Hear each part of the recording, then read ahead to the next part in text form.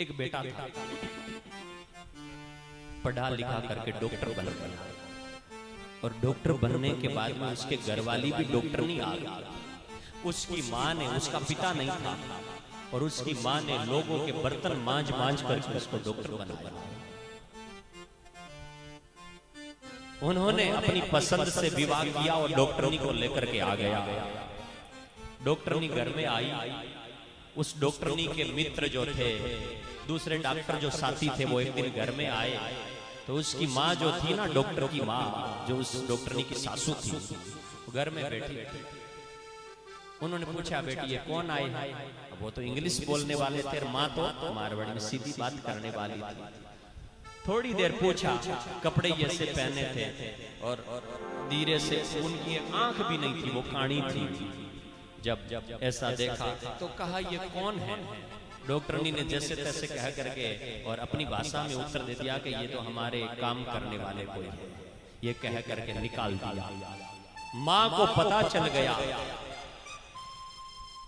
कि जिस बेटे के लिए मुझे रात में नींद नहीं आई थी, जिस बेटे के लिए मैं लोगों के घर बर्तन मांझ करके आई थी, और जिस बेटे को मैंने ऐसे पढ़ाया था, उसके घरवाली जो आई है, बेटा उसके अधीन हो गया, उसके गुलाम हो गया है, तो अब मेरे को नौकर कहने लगे हैं।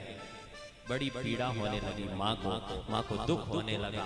लेकिन माँ ने फिर भी वो दुख के आंसू गिट लिए और माँ ने कहा, कोई बात नहीं, मैं तो बेटे को राजी देखना चाहती हूँ, और बेटा राजी रहे तो सब ठीक है, बस। लेकिन दूसरे दिन ही उस पत्नी ने उस डॉक्टर से कहा कि हम इस काणी के साथ में नहीं रह सकते, हमें तो सिटी में रहना है, हम इस डोकरी के साथ में नहीं रह सकते। अब बेटा भी स्त्री के वश में हुए शहर चला गया। कई दिन बीत गए तो एक दिन उस बूढ़ी काणी माँ के मन में आई कि क्यों ना जाकर के एक बार बेटे को देख करके आ जाओ। जब बेटे को देखने लग गई और सामने वो डॉक्टर के घरवाली, बेटे के घरवाली आई, बहू, अरे काणी तुम पीछे ही आ गई, हम तुमको छोड़ के आई, गांव में जरूरत हो तो रुपयों की जरूरत हो तो बता दो, कर दो, या क्यों आई हो? बड़ा उसे दुत्कारा। और माँ ने सोचा, बेटा बाहर नहीं आया है, इस स्त्री के, इन दोनों का मेरे कारण आपस में प्रेम न बिगड़े। तो माँ रोड के सामने जाकर के बैठ गई और कहा, एक बार बेटे को देख लूंगी, जीवन का भरोसा नहीं है, कभी अगर मर गई तो बेटे को देखे बिना मर जाओ, इसलिए एक बार बेटे को देख लूं। बेटा दुत्कार रहा है उनके घर वाली, बेटा बोल नहीं रहा है, लेकिन माँ की इच्छा क्या है, एक बार बेटे को देख लो बस, फिर मर गई तो पता नहीं। और जब डॉक्टर वो गाड़ी लेकर के निकला, माँ ने भरी आंख से उसे एक बार देख लिया कि मेरा बेटा ठीक है, और गांव चली गई। धीरे धीरे बूढ़ी माँ की सेवा हुई नहीं, और बीमार पड़ के जब मरने लगी, कोई आस पड़ोस वाले आए, माँ तुम मर रही हो, तुम्हारी इच्छा क्या है? माँ ने कहा, एक बार मेरे बेटे से बात करा दो। मरते समय भी माँ क्या कह रही है, बेटे से बात करवा दो। जिस बेटे ने दुत्कार करके निकाल दिया था, वो कह रही है, एक बार मुझे बेटे से बात करा दो। बेटे ने बात किया, हेलो बोलो, तो कहा, तुम्हारी माँ बात करना चाहती है, और माँ तुम्हारी वेंटिलेटर पर आखिरी श्वास ले रही है, इसलिए माँ तुमसे आखिरी श्वासों में बात करना चाहती है।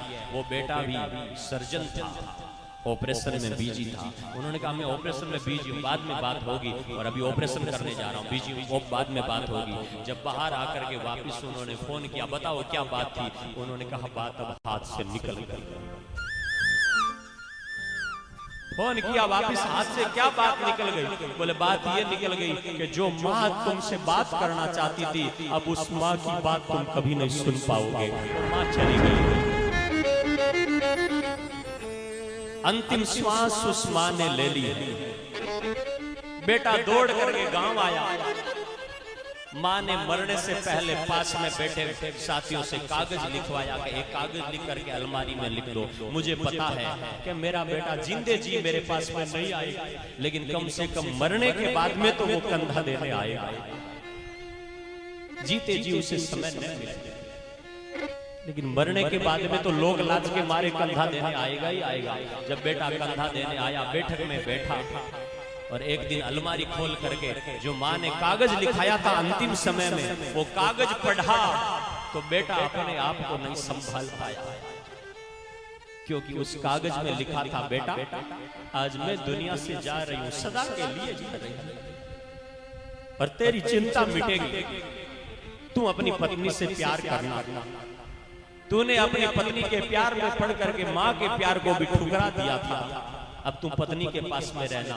मैं आज के बाद में तुम्हें कभी नहीं देखूंगी। जिस कहानी को देख करके तुम दरवाजा बंद कर देते थे, आज के बाद में वो कहानी तुम्हारे दरवाजे पर नहीं आएगी। तुम्हारी माँ अंतिम श्वास लेकर के जा रही है बेटा, लेकिन एक बात मरते मरते कह करके जा रही है, जो जिंदगी में मैंने पहले कभी किसी को नहीं कही है।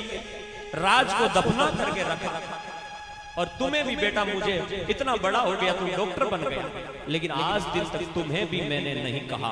वो राज में बाहर निकाल करके जा रही हूँ कि तुम मेरी आंख नहीं थी, इसलिए मेरे से घृणा कर रहे थे। आज बता रही हूँ कि जब तुम नन्हे थे, छोटे थे, तो तुम्हारी एक आंख फूट गई थी। और जब हम डॉक्टर के पास में गए तो डॉक्टर ने कहा कि कोई अगर अपनी आंख का दान कर दे तो इसकी आंखें देख सकती है। तब तुम्हारे रिलेशन वाले सब खड़े थे, सब पीछे हट गए कि नहीं भाई, हम आंख नहीं देना चाहते। लेकिन मैंने कहा दुनिया मुझे काना कहे तो कहे, मेरे बेटे को काना न कहे, इसलिए मैंने आंख निकाल करके दे दी थी। बेटा, कानी मैं नहीं, काना तो तू था, लेकिन मैंने मेरी आंख देकर के तुझे देखने वाला बनाया। बेटा, बस आज के बाद में मैं दुनिया में तुम्हें फिर कभी दिखाई नहीं दूंगी। माँ का आखिरी जो है शब्द तुम्हें ये लिख करके जा रही है। तब उस बेटे को समझ में आया कि माँ ने कितना त्याग किया, माँ ने कितने दुख झेले हैं, माँ ने कितने कष्ट झेले हैं। ऐसे माँ बाप को साथियों में आपसे कहूं, जिंदगी में कभी आंसू मत मत। अगर तुमको कथा समझ में आए तो मैं समझता हूं कि ज्ञान की बातें मैं लाख कह दूं, 1000 कह दूं, लेकिन तुम चाहे काशी जाओ, मथुरा जाओ, तीर्थों में जाओ, हजारों जगह पर भटको, लेकिन घर में माँ बाप दुखी है तो तीर्थों का फल नहीं प्राप्त होगा। और अगर घर में बैठे माँ बाप को जिमा दिया, पहना दिया और माँ बाप की आत्मा को राजी कर दिया तो 68 तीर्थ माँ बाप के चरणों में प्राप्त हो जाएगा। माँ बाप के चरणों में चारों धाम है, माँ बाप के चरणों में